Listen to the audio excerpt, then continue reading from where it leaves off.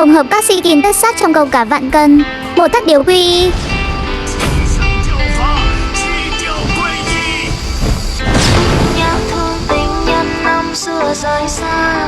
Hải trích tình điểu.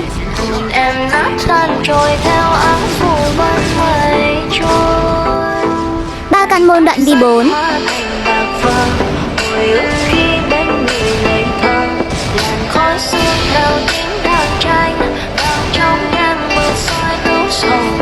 Người đau thương lại là người say. 4 nhất điều độc tôn. Không say lại không thương mình. Anh bạc tình thì không vấn phương. Em chân thành mà lòng vẫn thương.